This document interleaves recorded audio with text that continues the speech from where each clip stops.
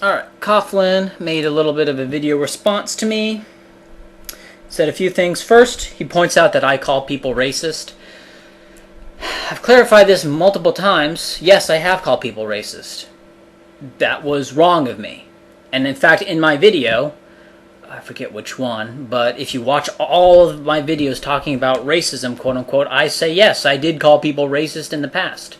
Shame on me. I don't plan on doing it anymore.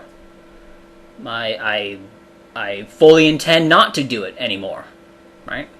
I don't know what this realization that racist is an anti-concept has been a recent realization. So you know, dredging up old posts where I call people racist, well, yeah, I mean yeah, I did, my mistake. I think racism is an anti-concept then as now.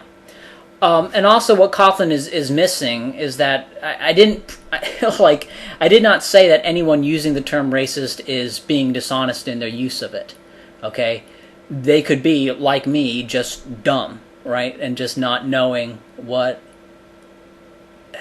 just not having thought through racism, because if they actually thought through racism, they would realize that it was in fact an anti-concept.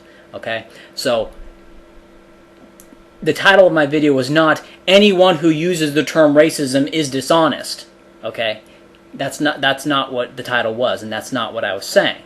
Okay, the title was "The honest have no need for racism." Okay, the only people who need racism are dishonest people, because honest people want clarity. They want specification. They want to say real things. They don't want to say vague things and have the audience draw conclusions, which racism does. Okay, that's why Coughlan wants to use racism, because he's dishonest. Right? Now, just because someone else uses racism, does that mean they're using it with dishonest intent? No, they grew up in the world that they grew up in, and they heard the word racist going around. They may believe that it has some real meaning, but I don't think it does. I think, everyone has their own definition of it. It doesn't clarify. It doesn't help. It's a mudding the waters term. So away with it. And yes, I used it in the past. I was wrong for using it in the past. My plan is to not use it anymore. I don't know. In fact, and I said just this in my video, so I don't know what Coughlan is getting all bent out of shape about. Nazis and IQ. First, I said Hitler. Right? I did not say Nazi Party, and I did not say that all policies enacted by the Nazi Party were completely ignorant and opposed to the usage of IQ. All right. Hitler did not like IQ tests. He called them Jewish. And in Mein Kampf, where he talks about the Slavs as being subhuman, I believe it was in Mein Kampf. If not, it doesn't matter because it's somewhere. He talks about the Slavs as being subhuman. And this subhumanity of the Slav was not based on any IQ data. All right, and that is the meat and potatoes of Nazi ideology, such as it is. It's invasion of Eastern Europe, colonized Eastern Europe, and that's going to be the new German Empire. Right? That was Hitler's plan. That was Hitler's shindig. Okay, Jews are bad. That's another thing. Get rid of the Jews somehow. Deport them. The final solution: deport them somewhere. Send them to Madagascar. Look up the Madagascar plan. Okay, but the two main groups that Hitler did not like, the Jews and the Slavs, clearly he didn't justify his hatred of Jews based on IQ data, unless he hated people for having high IQs, because that probably would show Jews having higher IQs. And I don't know if such data on Slavs of IQs of Ukrainians and Belarusians and Russians even existed, but if it did, Hitler did not make use of it, and Hitler did not make his proclamations that the Slavs are subhuman based on IQ data. And I believe that if such data existed, it would show that the German-Slavic gap was not very wide. Probably there were some based on the environmental disparities in Russia at the time. But today, where the environmental disparities are much narrower, the IQ gaps between Russians and Germans is much narrower. I believe Germany is like 100 and Russia is like 97, if that anymore. So that's what I'm saying.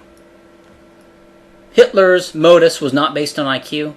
Hitler did not like IQ tests. You know, you can point to some Nazi apparatus enacting policy based on IQ, and moreover, Hitler was not in control of the entire Nazi apparatus. He was not in control of the SS.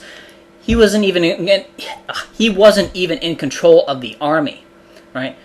When Hitler, for example, claimed that he wanted a 57mm gun as a standard gun on the Panzer III prior to the invasion of the Soviet Union, the armaments departments overruled him and continued to putting in the 37mm, right?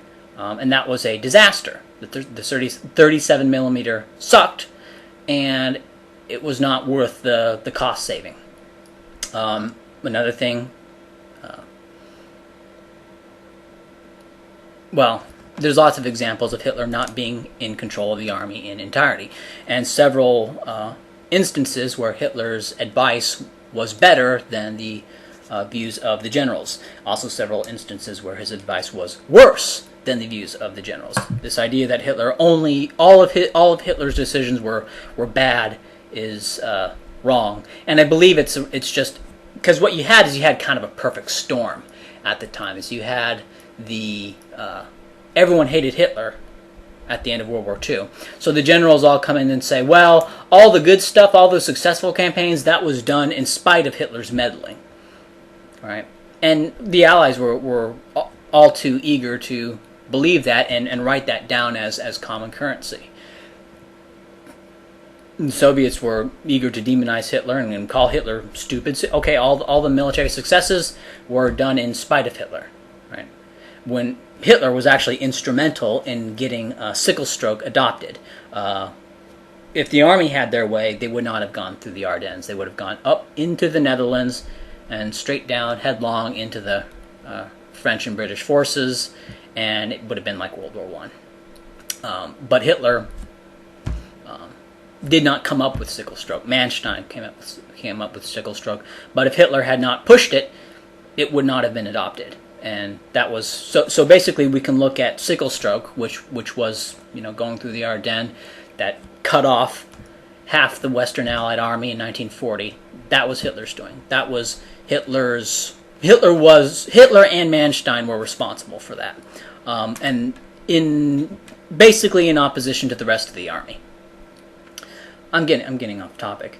So yeah, calling people racist is not dishonest necessarily, unless, you know, you could just be stupid, right? I called people racist, not because I was dishonest, but because I was stupid. But I think that Coughlan continuing to call people racist, that's not stupid. That's not just stupid, that's dishonest. Said what I said about Nazis and IQ and Hitler's and IQ tests, and I think that's it. That's all the response that's needed.